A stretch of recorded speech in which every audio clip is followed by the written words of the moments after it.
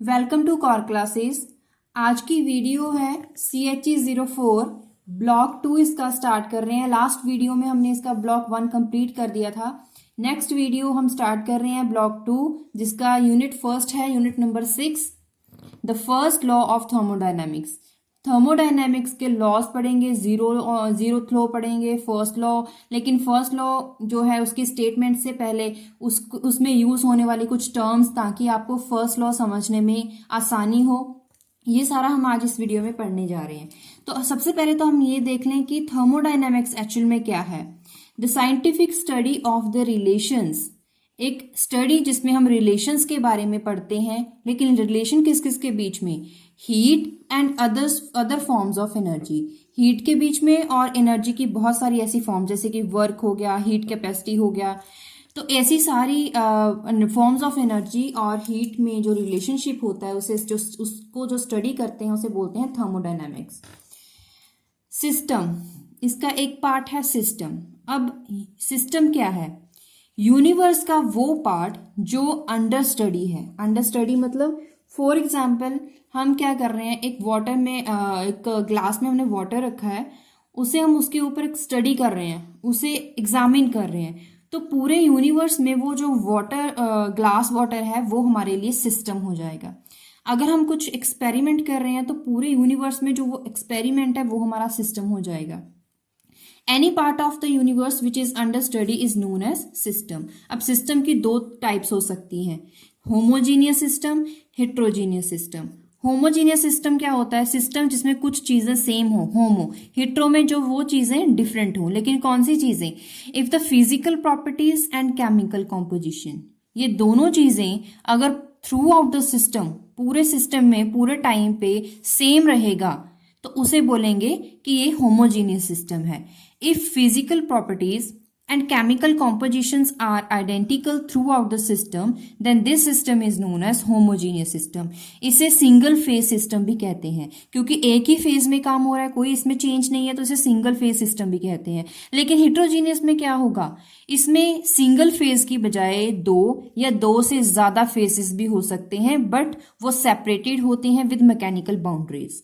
To और more than two phases separated by mechanical boundaries. अब ये मैकेनिकल बाउंड्रीज क्या होता है इसे भी हम आगे समझेंगे, लेकिन अभी सिस्टम समझा है। अब ये तो हमने बताया कि यूनिवर्स का वो पार्ट जिसको हम स्टडी कर रहे हैं वो हमारे लिए सिस्टम होगा। लेकिन जो उससे उसका बचा हुआ पार्ट है, rest of that part which is not under study, that system, that part is known as surroundings. Surroundings कौन सा हुआ? The rest part of the universe around the system. System के आसपास जितना भी यूनिवर्स का बचा हुआ पार्ट है वो सारा का सारा हमारे लिए सराउंडिंग होगा। अब हमने बोला था मैकेनिकल बाउंड्रीज। मैकेनिकल बाउंड्रीज क्या होता है? A system and surroundings. अब सिस्टम और सराउंडिंग्स को कई बार क्या होता है कि सेपरेट करते हैं। जो सिस्टम और सराउंडिंग है वो सेपरेट हुआ होता है, जिस चीज से वो सेपरेट होता है उसे बोलते हैं बाउंड्रीज।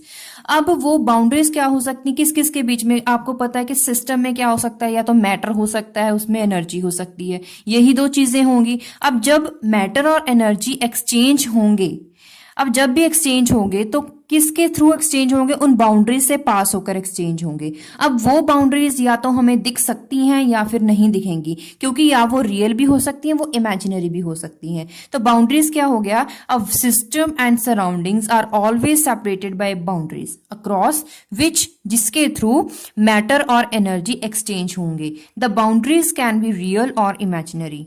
अब सिस्टम के जो टाइप्स थे, होमोजीनियस सिस्टम, हेट्रोजीनियस सिस्टम। लेकिन अब along the composition, on the basis of composition, system की 3 टाइप्स हैं। एक होता है आइसोलेटेड सिस्टम, एक होता है क्लोज्ड सिस्टम, एक होता है ओपन सिस्टम। अब ये सिस्टम्स क्या हैं? अब बात इसमें सिर्फ और सिर्फ होगी एनर्जी और मैटर की। अब जो आइसोलेटेड सिस्टम है ये ऐसा सिस्टम है जिसमें ना एनर्जी ना ही मैटर एक्सचेंज होगा। एनर्जी भी एक्सचेंज नहीं होगी, ना ही मैटर। किस किस के बीच में? सिस्टम में से ऐसा सिस्टम जिस सिस्टम में से एनर्जी और मैटर दोनों ही सराउंडिंग्स को पास आउट नहीं होंगे, उसे बोलेंगे isolated system. It is one which exchanges neither energy nor matter with its surroundings. अब there is no perfectly isolated system, but a system which is thermally well insulated and is sealed.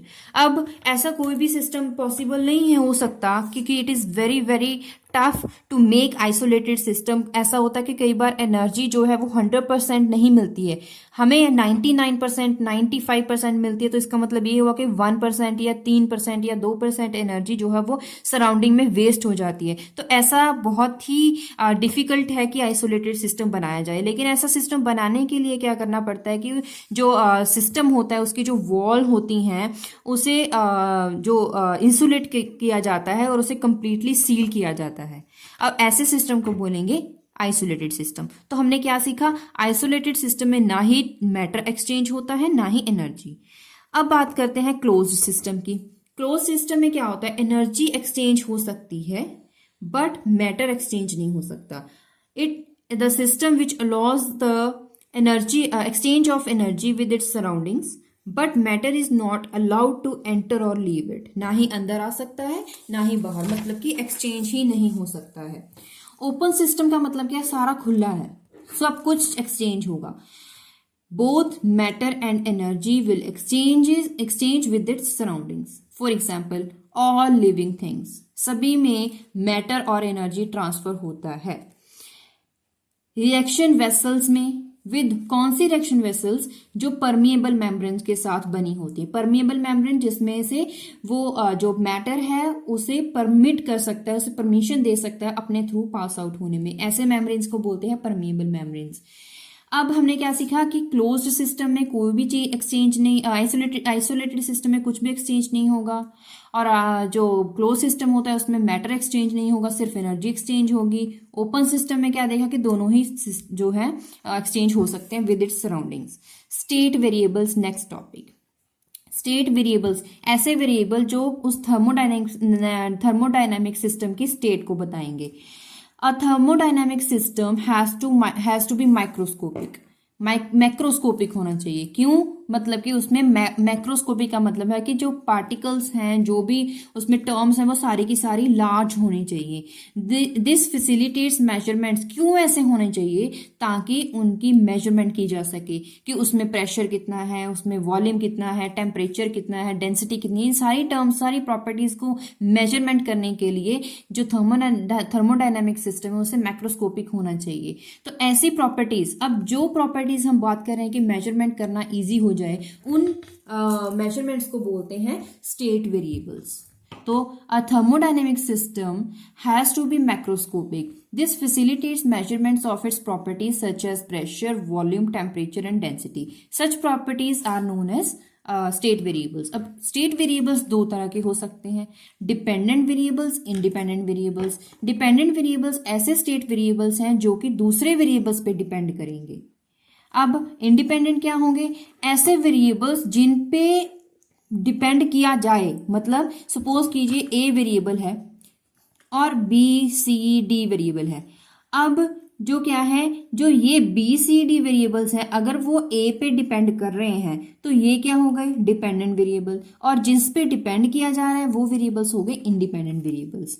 ठीक है, तो example के साथ अगर समझें, ideal gas equation लिख लें जो होती है PV is equals to NRT. अब PV is equals to NRT में अगर मैं लिखूं कि V is equals to NRT upon P, अब इसमें जो वी है वो डिपेंड करता है नंबर ऑफ मोल्स पे, वो डिपेंड करता है टेम्परेचर पे, वो डिपेंड करता है प्रेशर पे। तो इसका मतलब यहाँ पे V जो है वो डिपेंडेंट वेरिएबल हो गया, बाकी ये सारी टर्म्स क्या होंगी, इंडिपेंडेंट वेरिएबल्स। लेकिन अगर इसी इक्वेशन को दूसरी तरह लिखा जाए, कैसे, P is equal to NRT upon V।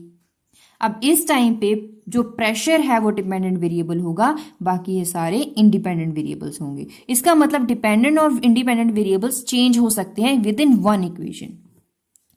Next is state of a system. State variables क्या हो गए, ऐसे वेरिएबल जो उस सिस्टम की स्टेट को डिफाइन करते हैं।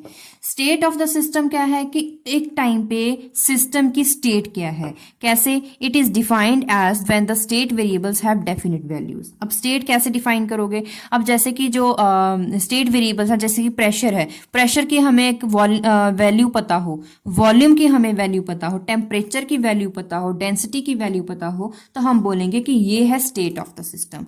अगर हम जो स्टेट वेरिएबल और स्टेट ऑफ द सिस्टम में कंफ्यूज नहीं होना चाहिए, क्योंकि इसमें जो डिफरेंस है वो यही है। ऐसे वेरिएबल जो स्टेट को डिफाइन करेंगे वो स्टेट वेरिएबल्स होंगे, अगर उन्हीं वेरिएबल्स की कोई पर्टिकुलर वैल्यू होगी उसको बोलेंगे state of the system. It is not necessary to specify all the state system. क्यों?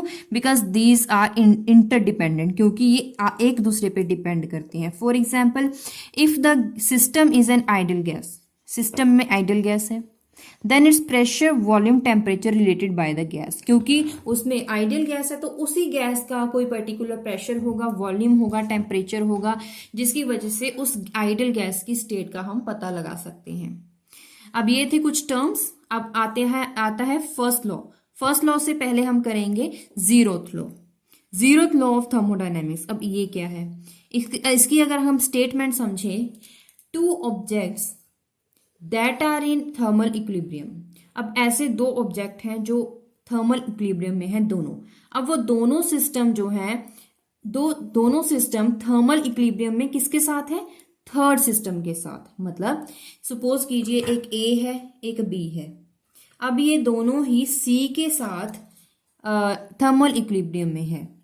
देन इसका मतलब ये होगा, अगर ये दोनों ही थर्मल इक्विलिब्रियम में सी के साथ हैं, थर्मल इक्विलिब्रियम में, तो इसका मतलब ये आपस में भी थर्मल इक्विलिब्रियम में होंगे। अगर A is thermally equilibrium with C, B is thermally equilibrium with C, in other words A and B is thermal equilibrium with the third system C, then it means A and B are also in equilibrium, in thermal equilibrium with each other. Two objects that are in thermal equilibrium with the third object that are in thermal equilibrium with each other. Suppose if a system A is in thermal equilibrium with C और B भी thermal equilibrium with C, then A और B भी thermal equilibrium में होंगे with each other. अब ये तो हो गया जीरोथ लॉ। अब नेक्स्ट जो है variables, intensive variables and extensive variables. अब ये क्या होते हैं? एक्सटेंसिव वेरिएबल्स क्या होते हैं? An extensive property of a homogeneous system is one which is dependent on the amount of the phase in the system.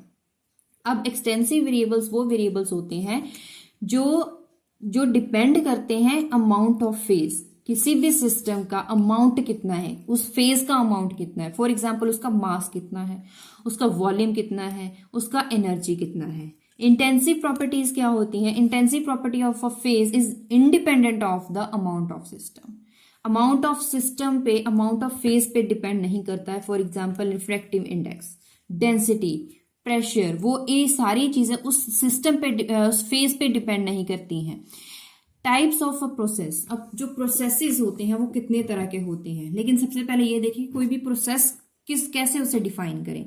अब कोई भी सिस्टम किस स्टेज में पड़ा है, मतलब क्या है कि अगर कोई भी सिस्टम की एक पर्टिकुलर स्टेट है कि उसका, उस सिस्टम का इतना वैल्यू ऑफ प्रेशर है, इतना वैल्यू ऑफ टेम्परेचर है, वो सारी की सारी उसमें वेरिएबल्स बताए गए हैं, तो वो हो गई उसकी स्टेट ऑफ अ सिस्टम। अगर वो वैल्यूज, वो स्टेट वेरिएबल्स चेंज हो जाएं तो हम बोलेंगे कि जो सिस्टम है वो अंडर प्रोसेस है। अंडर प्रोसेस, प्रोसेस मतलब अगर system, state of a system change होती रहती है तो हम बोलेंगे कि the system is under a process.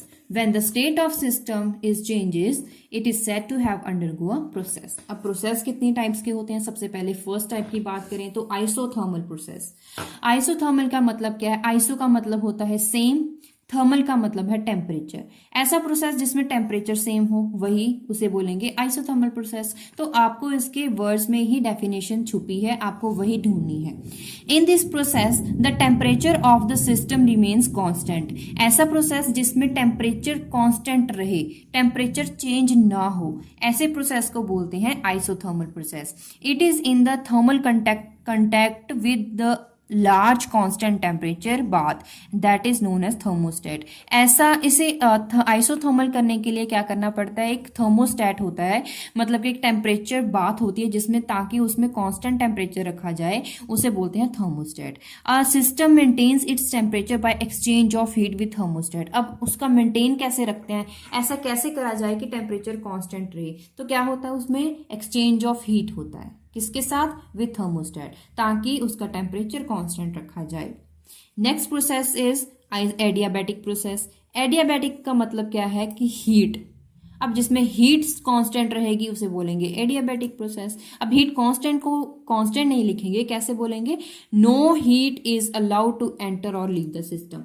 ऐसा सिस्टम जिसमें हीट ना ही एंटर हो पाए ना ही वहां से बाहर हो जा पाए, ऐसे सिस्टम को बोलते हैं adiabatic system. System in which such process occur thermally insulated from the surrounding.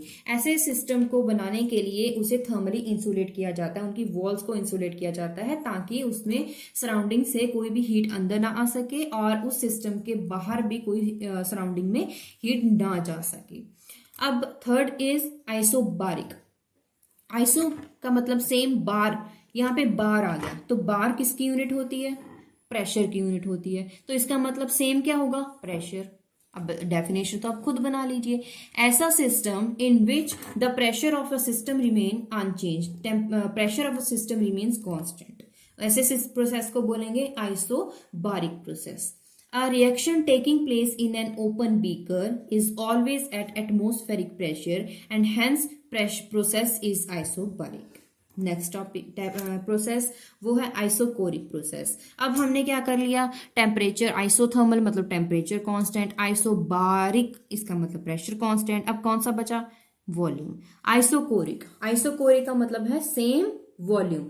अगर प्रोसेस की थ्रू आउट द एक्सपेरिमेंट अगर उसकी वॉल्यूम कांस्टेंट रहती है तो उसे बोलेंगे कि ये प्रोसेस आइसोकोरिक प्रोसेस है। The chemical reaction is sealed flask. अगर कोई केमिकल रिएक्शन फ्लास्क में हो रही है लेकिन उस फ्लास्क को बिल्कुल सील किया गया है, then of a constant flask of the constant volume is known as it is under isochoric process. अब इसके बाद नेक्स्ट आ जाता है, next process is cyclic process. Cycle का मतलब क्या है? एक पॉइंट से स्टार्ट हुए, बिल्कुल कंप्लीट किया, साइकिल दोबारा से वही स्टेज पे पहुंच गए, उसे बोलेंगे एक साइकिल। ऐसा process, a process is cyclic if the system returns to its original state. यहां से ही स्टार्ट किया जो इसकी इनिशियल स्टेट थी, उसके बाद जो प्रोसेस है वहीं पे खत्म हुआ, तो उसका मतलब क्या हो गया कि जहां पे जैसे प्रोसेस की जो इनिशियल स्टेट थी, फाइनल स्टेट भी बिल्कुल वही आ जाए। फाइनल स्टेट क्या? स्टेट ऑफ सिस्टम फिर से वही आ जाए, इनिशियल वाला आ जाए, तो उसे बोलेंगे कि ये तो साइक्लिक प्रोसेस है। The initial and final values of each thermodynamic variables is identical after the completion of cyclic process. Reversible process. Reversible का मतलब क्या है? A reversible process is one in which at any time the driving force exceeds the opposing force. Driving force ज्यादा हो जाता है opposing force से, only very slightly. Direction of the process can be reversed.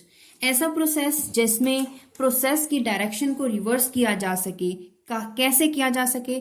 कुछ changes करने पे। कौन से चेंजेस करने पे? स्टेट वेरिएबल्स में कुछ चेंजेस करने पे अगर उस प्रोसेस की डायरेक्शन रिवर्स हो जाती है तो उस प्रोसेस को बोलते हैं रिवर्सिबल प्रोसेस। अब कौन से चेंजेस करेंगे? सपोज कीजिए टेम्परेचर में कुछ ऐसा चेंज आ गया या प्रेशर में ऐसा चेंज आ गया, जो फाइनल कंडीशन पे जो बन गया था प्रोडक्ट वो दोबारा से रिएक्टेंट बन गया, तो हम बोलेंगे reversible process. For example consider a gas. एक गैस है जिसका प्रेशर P है, उसमें उसे गैस को सिलेंडर में फिल किया गया है with air tight piston, piston उस पर लगा दी गई है। If the external pressure of the gas is equals to the pressure of the gas. अब जो गैस में प्रेशर है वो प्रेशर सिर्फ उतना ही प्रेशर है जितना कि बाहर सराउंडिंग में एटमॉस्फेरिक प्रेशर है, then there is neither expansion not compression. ना ही जो गैस एक्सपैंड होगी ना ही वो गैस कंप्रेस होगी, क्योंकि प्रेशर तो सेम है। कंप्रेस एक्सपैंड तभी होगी अगर जो गैस का प्रेशर है वो ज्यादा हो जाएगा as compare to atmospheric pressure. Compress तभी होगी अगर हम पिस्टन के साथ पिस्टन पे प्रेशर लगाएंगे और स्टेट जो गैस है उस पर प्रेशर इंक्रीज हो जाएगा और जो एटमॉस्फेरिक प्रेशर वहां पे डिक्रीज हो जाएगा, तब क्या होगी? कंप्रेशन। लेकिन अगर ऐसा हो ही नहीं रहा है तो उस टाइम क्या होगा? ना ही कंप्रेशन होगी ना ही एक्सपेंशन होगी, और जो पिस्टन है वो वही स्टेट में रहेगा जहां पे वो उसे टाइट करके रखा गया है। If external pressure is equals to the pressure of the gas, then system is static. Static का मतलब उसमें कोई चेंज नहीं है, वो डायनामिक नहीं है। And piston does not move. लेकिन अगर प्रेशर में गैस का प्रेशर जो है उसमें कुछ चेंजेस कर दिया जाए, DP small amount of pressure उसमें ऐड हो गया है, तब क्या होगा? प्रेशर गैस का ज्यादा हो गया है। गैस में प्रेशर ज्यादा कैसे हुआ? अगर पिस्टन को हमने उस पे फोर्स लगाया तो क्या होगा, जो गैस है वो अंदर, जो पिस्टन है वो अंदर तक जाएगा, तो क्या हो जाएगा, प्रेशर इंक्रीज हो जाएगा। प्रेशर कब गैस इंक्रीज होगा तो क्या होगा, गैस कंप्रेस हो जाएगी and the piston moves downward. ठीक है, तो क्या होगा, जो एक्सटर्नल प्रेशर है वो कम हो जाएगा और क्या हो जाएगा, P प्लस dP हो जाएगा। लेकिन अगर प्रेशर में से कुछ अमाउंट ऑफ प्रेशर खत्म हो रहा है, मतलब कि जो गैस प्रेशर है वो डिक्रीज हो रहा है, कितना डिक्रीज हुआ है, dP, छोटा सा अमाउंट ऑफ प्रेशर जो डिक्रीज हुआ है, तब यहाँ पे लिखा P माइनस dP। तब क्या होगा, कौन सा प्रेशर ज्यादा होगा, एक्सटर्नल प्रेशर ज्यादा होगा। अब क्या हुआ, एक्सटर्नल प्रेशर ज्यादा है, इंटरनल प्रेशर कम है, तो क्या होगा, गैस फैलेगी मतलब कि एक्सपैंड होगी और पिस्टन क्या हो जाएगा, वो ऊपर तक जाएगा, मतलब कि आउटवर्ड डायरेक्शन में जाएगा बट वेरी स्लोली।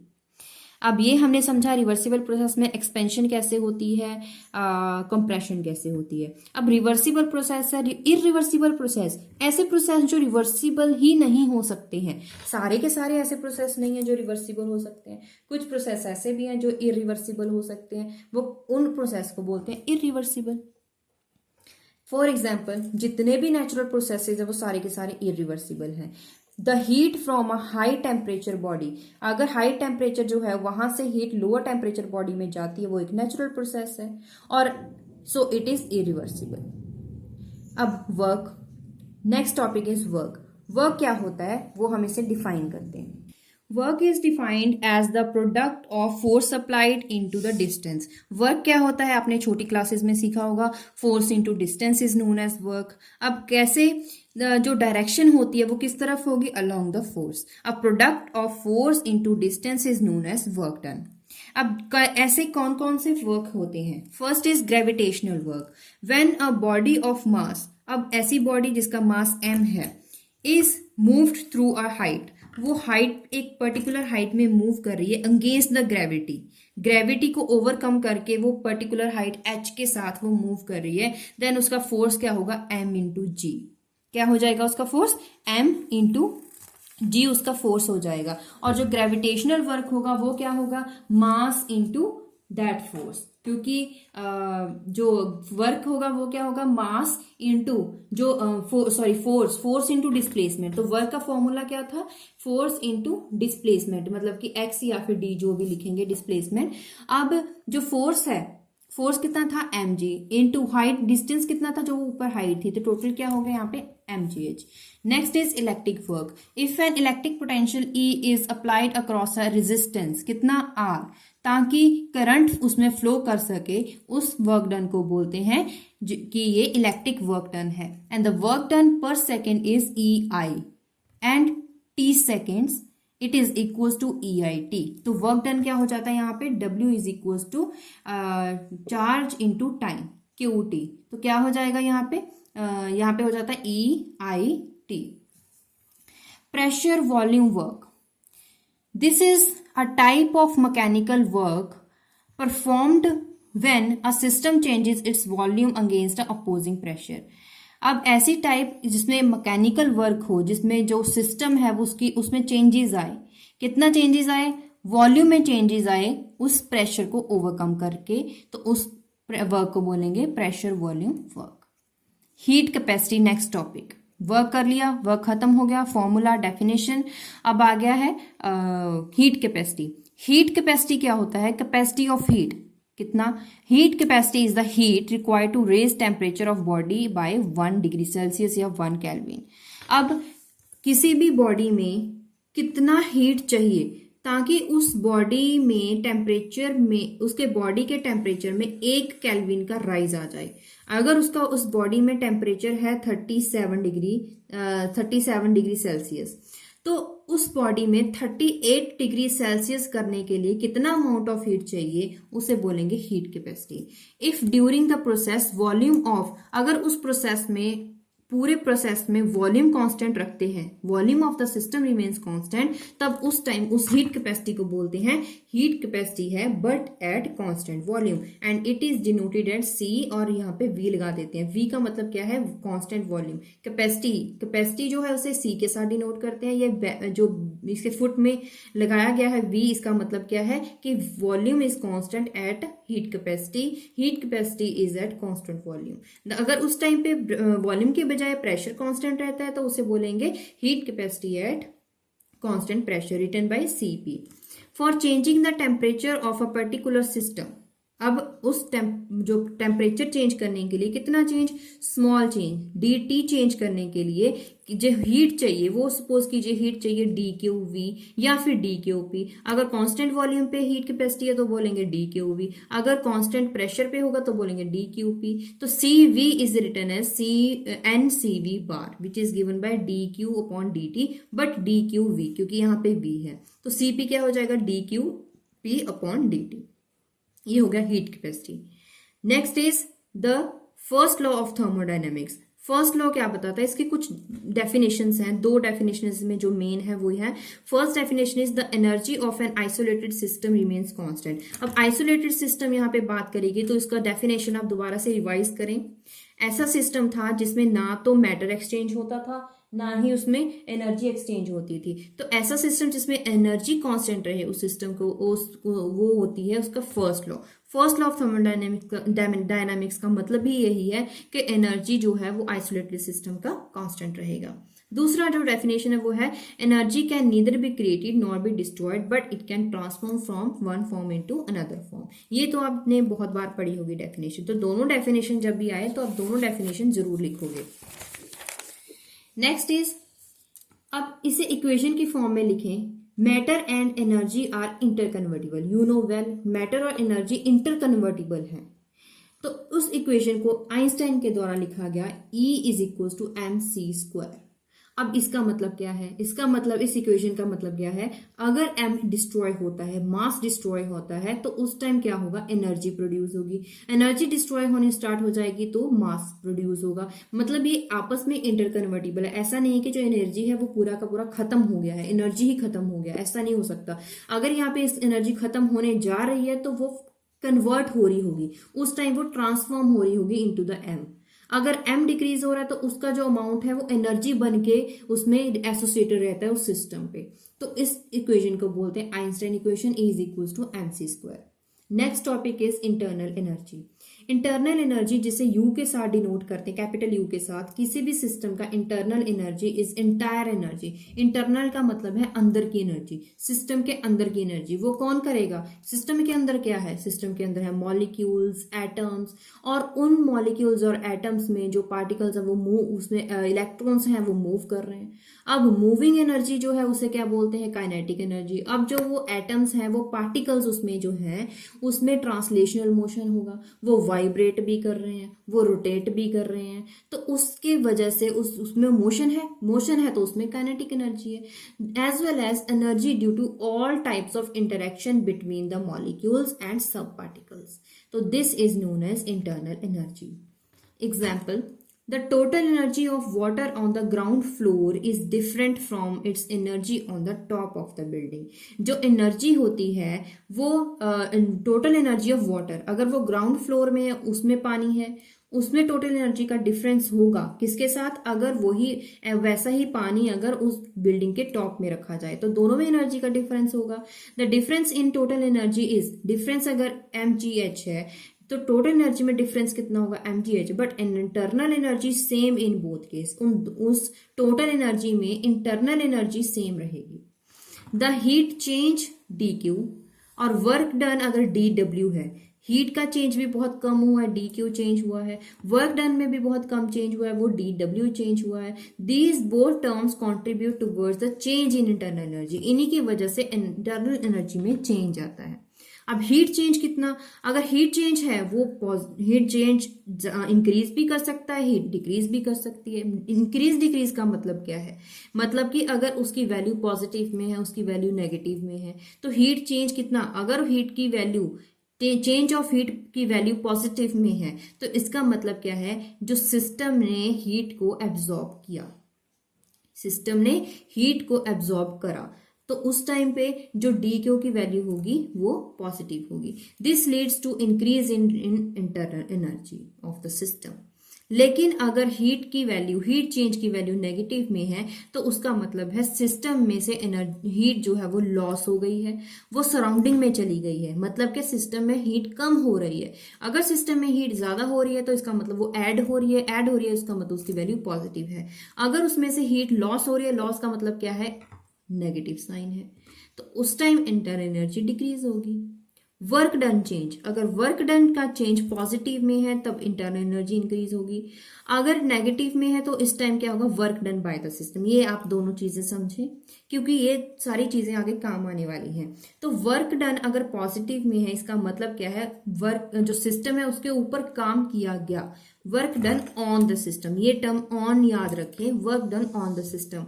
अगर सिस्टम ने खुद वर्क किया है, work done by the system, system ने अपने आप वर्क किया, किसी ने उसके ऊपर कोई काम नहीं किया, तो उसका मतलब वर्क डन नेगेटिव में होगा, at the expense of its internal energy.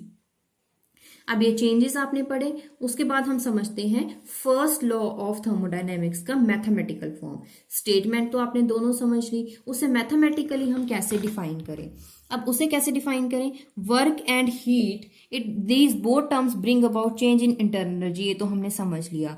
If the system absorb small amount of heat, then क्या होता है, इंटरनल एनर्जी इंक्रीज हो जाती है, उतना ही अमाउंट में इंक्रीज हो जाती है। अगर work done on the system हो जाए तब भी जो इंटरनल एनर्जी है वो इंक्रीज हो जाती है। तो नेट चेंज कितना हो, तो इंटरनल एनर्जी तो दोनों चीज़ों पे डिपेंड करती है, वो हीट चेंज पे भी डिपेंड करती है, वो वर्क डन पे भी डिपेंड करती है, तो इसका मतलब वो दोनों का सम हो गई। Then change in internal energy it will depend upon two terms, change in heat, change in work done. Change in work done चाहे work done on the system चाहे work done by the system. Change in heat का मतलब क्या है, चाहे heat loss हुई है चाहे हीट एब्जॉर्ब हुई है by the system. Then it is equals to sum of D Q plus D W. ये मैथमेटिकल फॉर्म आप याद रखोगे, लेकिन ये मैथमेटिकल फॉर्म इसके लिए है अगर चेंजेस बहुत ही कम वैल्यू में हुए हैं, बहुत ही कम, 5% 10% का चेंज हुआ है, उस टाइम में इक्वेशन यूज करेंगे, उस टाइम हम डी डी लगाते हैं। लेकिन अगर जो सिस्टम का स्टेट चेंज हुआ है in from its initial state to any another state, अगर चेंज लार्ज हुआ है, ज्यादा अमाउंट में चेंज हुआ है, और heat is absorbed in D Q as instead of D Q, और work done on the system is W instead of D W, then the change in internal energy is given by delta. तो D की बजाय हम क्या लिखेंगे, delta.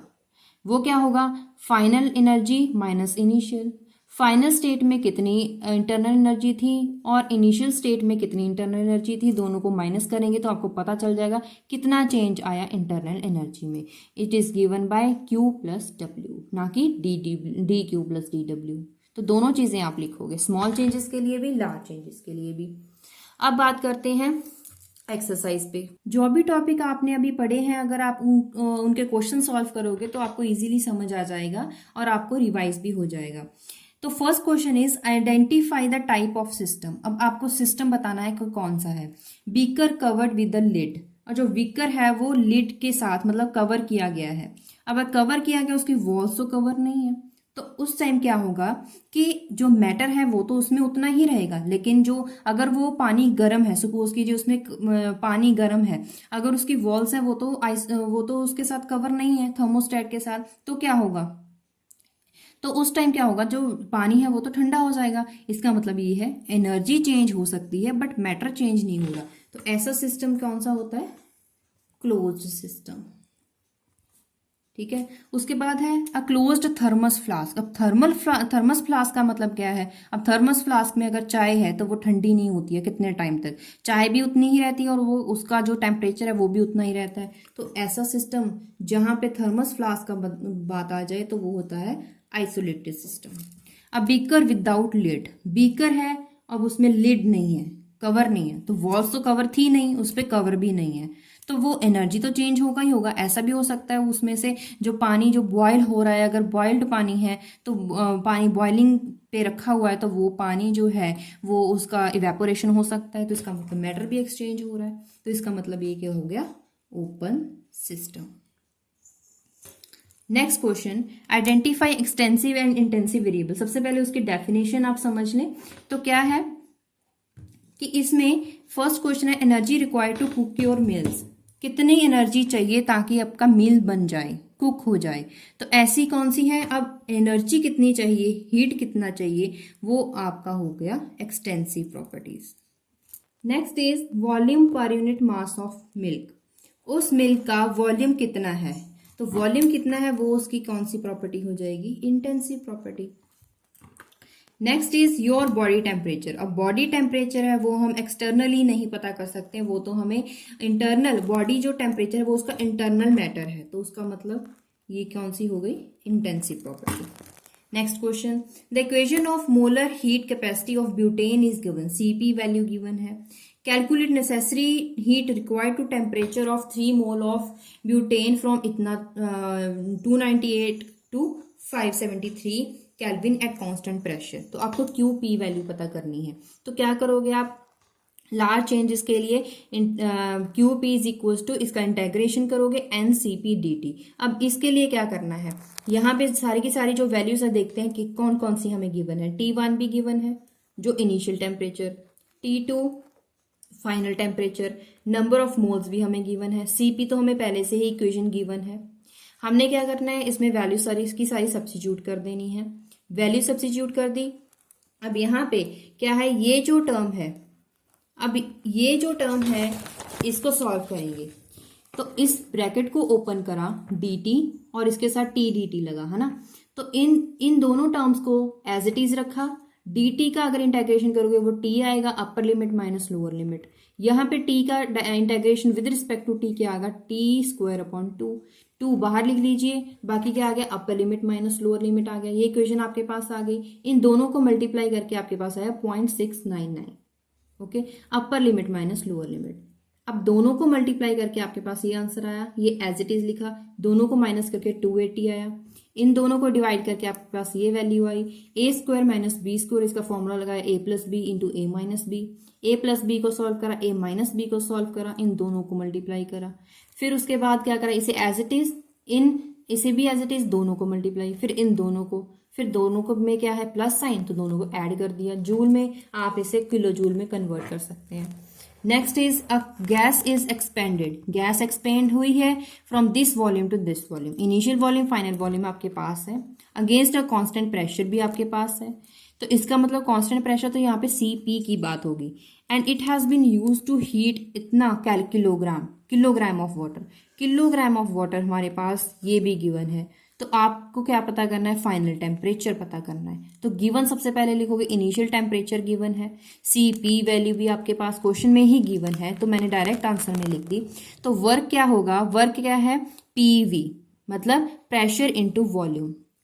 Pressure volume का change कितना है, प्रेशर एक्सटर्नल प्रेशर कितना था, ये वैल्यू ये एज इट इज लिखी। वॉल्यूम में चेंज कितना था, final value minus initial value आपने लिखी, वो एज इट इज लिख दिया। अब यहाँ पे क्या करोगे, ये यहाँ पे 8 माइनस 4 इज 4, 10⁻⁴ कांस्टेंट रखोगे तो 8 minus 4 is 4, negative sign as it is. ये तो क्या थी इसकी 10⁻⁵, ये क्या थी 10⁻³ तो बेस सेम पावर है, तो आपके पास ये वैल्यू आ गई है वर्क के लिए। अब वर्क के लिए फॉर्मूला क्या है, work is equal to minus Q, जिसका ये फॉर्मूला आपके पास सामने दिया गया है। तो आपको यहाँ पे सबसे पहले n वैल्यू फाइंड करनी है, नंबर ऑफ मोल्स, क्योंकि इस क्वेश्चन में आपको गिवन नहीं है, लेकिन आपको मास गिवन है। नंबर ऑफ मोल्स का फॉर्मूला क्या होता है, given mass divided by molar mass. तो वाटर का मोलर मास क्या होता है, वाटर का मोलर मास होता है 18।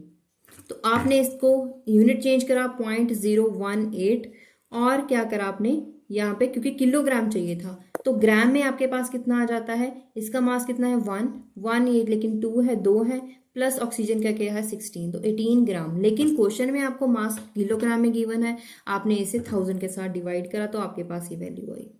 तो दोनों को डिवाइड करोगे तो आपके पास आगे वैल्यू आ जाएगी। लेकिन T2 माइनस T1 आपको टेम्परेचर फाइंड करना था, एक टेम्परेचर, इनिशियल टेम्परेचर आपके पास गिवन है लेकिन फाइनल टेम्परेचर आपके पास गिवन नहीं है। तो इस इक्वेशन को आप एक तरफ रखोगे, बाकी सारी दूसरी तरफ ले जाओगे, तो क्या आ जाएगा, यहाँ पे क्या आ जाएगा, यहाँ पे आपके पास W आपने सॉल्व करा है अभी, W डिवाइडेड बाय, यहाँ पे C P वैल्यू आपके पास गिवन है 75.2, वो लिख दी, इनटू नंबर ऑफ मोल्स। अब दोनों इस इक्वेशन को आपको सॉल्व करना है। इनिशियल टेम्परेचर आपके पास है, तो आपने क्या करा, इन दोनों को मल्टीप्लाई करा, इन दोनों को मल्टीप्लाई करा, फिर क्या करा आपने कि इसको आपने डिवाइड करा, दोनों को डिवाइड करके आपके पास इक्वेशन आई। ये लेफ्ट साइड वाली एक एज इट इज रखी है आपने, तो इसको सॉल्व करा आपने। सॉल्व कैसे करोगे, आपको यहाँ पे दोनों को सम करा, सम करने के बाद आपके पास आया 305.8 kelvin, and this is the final temperature. ऐसे न्यूमेरिकल्स बहुत इंपॉर्टेंट हैं आपके लिए, दोनों ही न्यूमेरिकल्स बहुत इंपॉर्टेंट रहने वाले हैं। और इसी के साथ हमने इसके टॉपिक्स खत्म करे हैं। अगली वीडियो में जल्दी ही नेक्स्ट टॉपिक भी करेंगे। आज हमने नेक्स्ट ब्लॉक नंबर 2 स्टार्ट किया था और ब्लॉक 1 हमने पिछली वीडियो में खत्म कर दिया था। स्टूडेंट्स की डिमांड थी कि नेक्स्ट जो ब्लॉक है वो भी जल्दी से जल्दी स्टार्ट करें, क्योंकि आपके एग्जाम आने वाले हैं। तो नेक्स्ट ब्लॉक भी हम जल्दी से जल्दी खत्म कर देंगे, ताकि आपको पेपर में कोई प्रॉब्लम ना आए। आप हमारी वीडियो के साथ साथ प्रेपरेशन करते रहिए, और वीडियो को जब आप देखोगे तो आपको साथ ही रिवाइज हो जाएगा। न्यूमेरिकल्स मेरे साथ ही आप सॉल्व करें, और अगर कोई भी क्वेरी आती है, माइनर क्वेरी भी है, तो भी आप डायरेक्टली मुझे पूछ सकते हैं। व्हाट्सएप के थ्रू भी आप हमारे साथ ज्वाइन हो सकते हैं, वहां पूछें, या फिर डायरेक्टली यूट्यूब पे आप कमेंट बॉक्स में मैसेज कर सकते हैं। कोई सजेशन देना है वो भी दे सकते हैं। So stay tuned with channel and keep watching core classes. Thank you.